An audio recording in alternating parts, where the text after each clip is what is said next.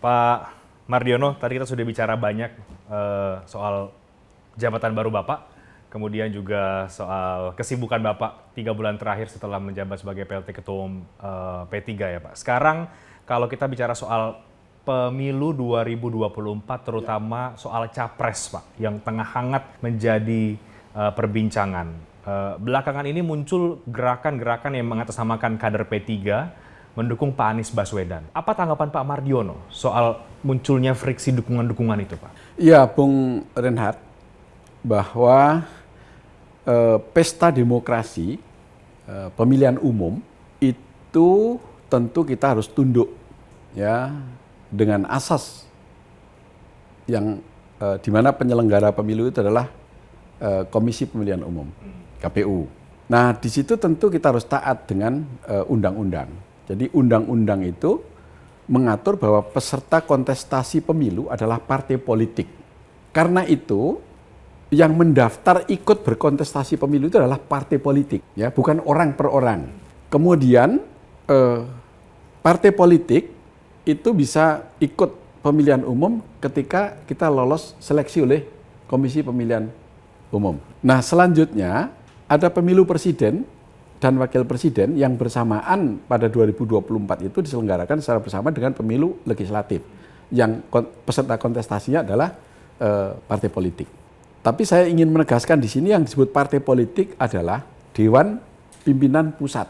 Ya, jadi tidak bisa yang misalnya teman-teman kami di cabang sana kemudian ikut mendaftar ke pemilu ke KPU atau wilayah ikut mendaftar ke KPU, itu nggak bisa. Jadi harus Dewan Pimpinan Pusat. Nah, Dewan Pimpinan Wilayah atau Dewan Pimpinan Cabang adalah merupakan bagian ya dari instrumen Dewan Pimpinan Pusat itu.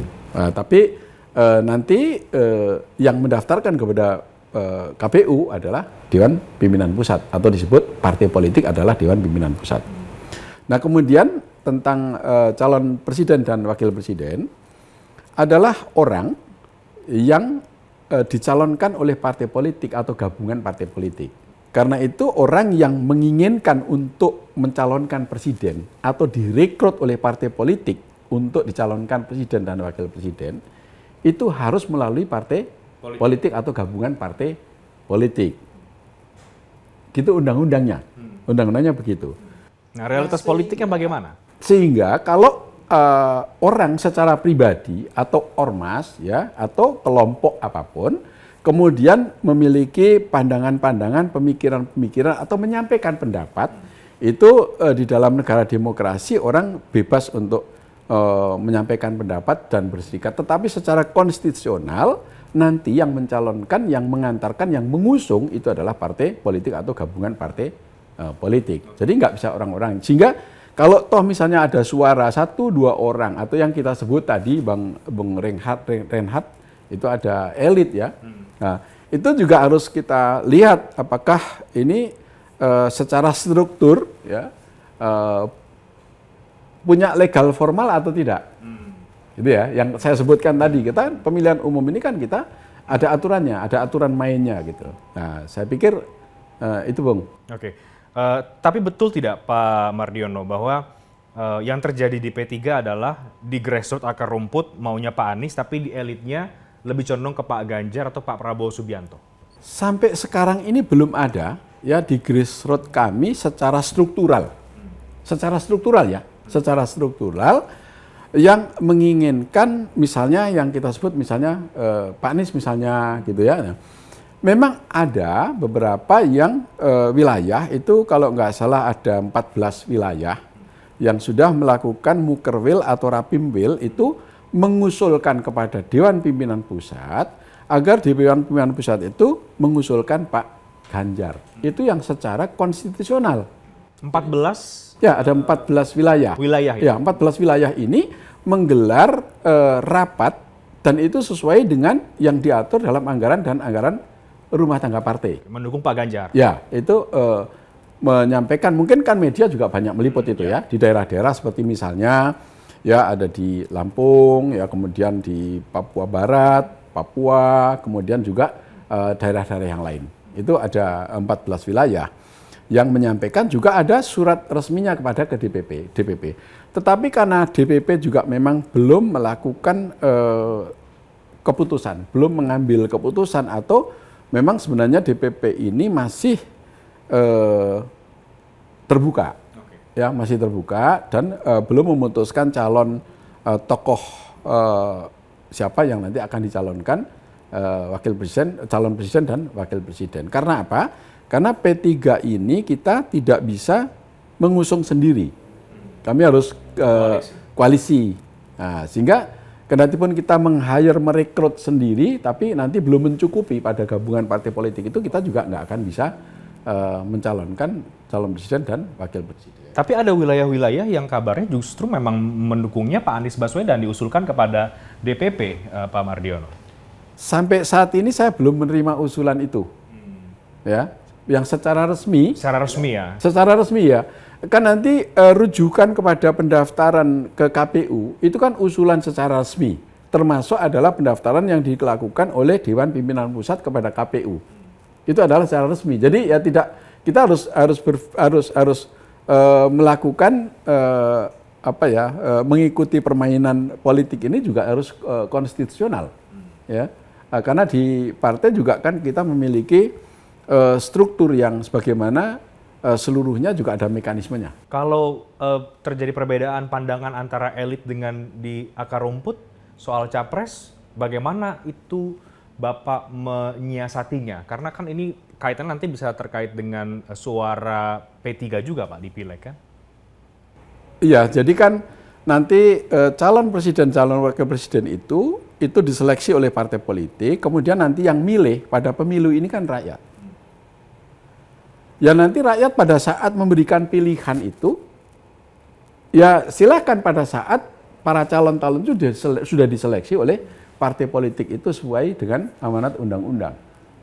Kan tidak tertutup. Jadi misalnya bagi orang yang atau siapapun ya yang nanti menghendaki untuk dia memilih tokoh tertentu ya, itu kan tidak tertutup pilihannya. Jadi mereka memiliki hak pilih ya, dan itu dilaksanakan secara tertutup, one man one vote, dan bebas rahasia, satu orang satu suara, dan itu dijamin oleh undang-undang. Siapa sih Pak yang masuk radar-radar capres-cawapresnya dari P3? Kita lihat beberapa belakangan P3 juga mengundang Pak Erick Thohir misalnya, yang disebut juga berpotensi sebagai cawapres, atau ada nama-nama lain. Nah, memang sudah mulai melirik kiri kanan Pak, tokoh-tokoh yang ingin diusung? Iya tentu, baik itu di tingkat wilayah, misalnya juga mereka memiliki kearifan lokal. Misalnya ya, kalau di Jawa Barat itu juga ada tokoh P3 yang mengusulkan Pak Ridwan Kamil misalnya gitu ya.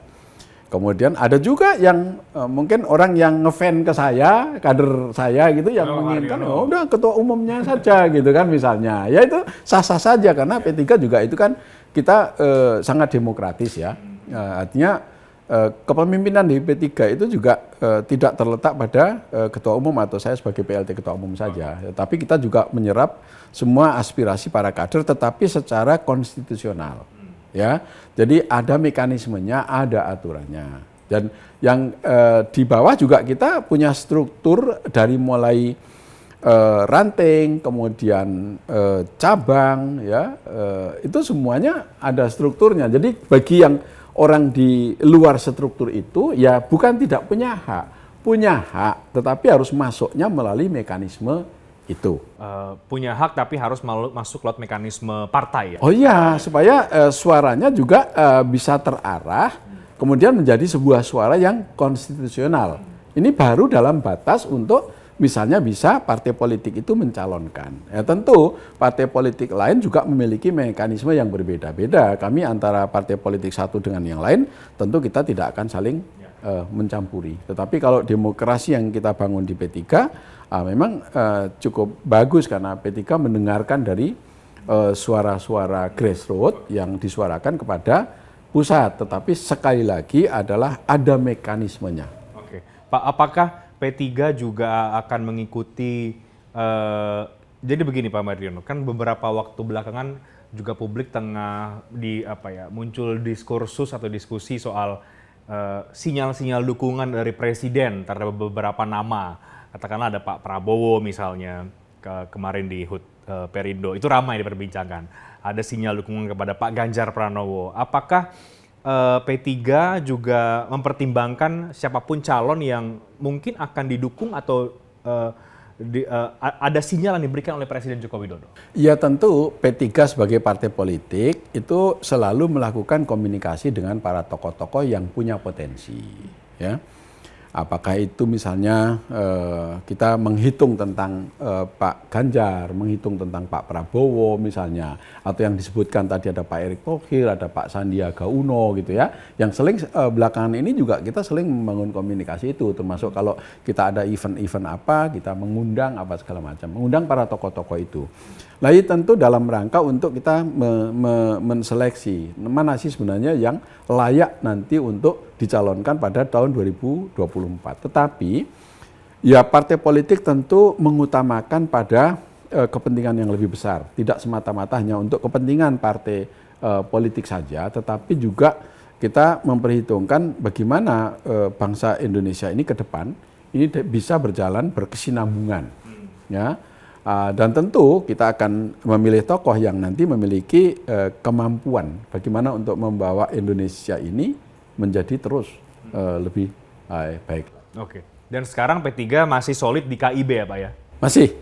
KIB masih, dan ini kan kemarin baru kita meluncing program. Kan dulu ada tuan rumahnya itu Golkar pertama, pada saat launching pertama, kedua tuan rumahnya PAN di Jawa Timur. Kemudian P3 baru saja beberapa minggu yang lalu itu di Makassar. Ya kita masih tetap solid sambil menunggu nanti mungkin ada koalisi plus-plus. Artinya kan partai yang belum menyatakan berkoalisi satu dengan lain, ini kan masih ada 6 partai politik lagi. Karena dari 9 partai politik ini yang bisa mengusung sendiri kan hanya satu partai politik aja, PDIP. Tapi yang 8 partai politik itu ya harus bergabung dengan satu dengan yang lain, kalau enggak akan bisa mencalonkan sendiri-sendiri. Oke, solid sampai akhir ya Pak, tidak akan keluar dari koalisi ini atau bergabung ke koalisi yang lain?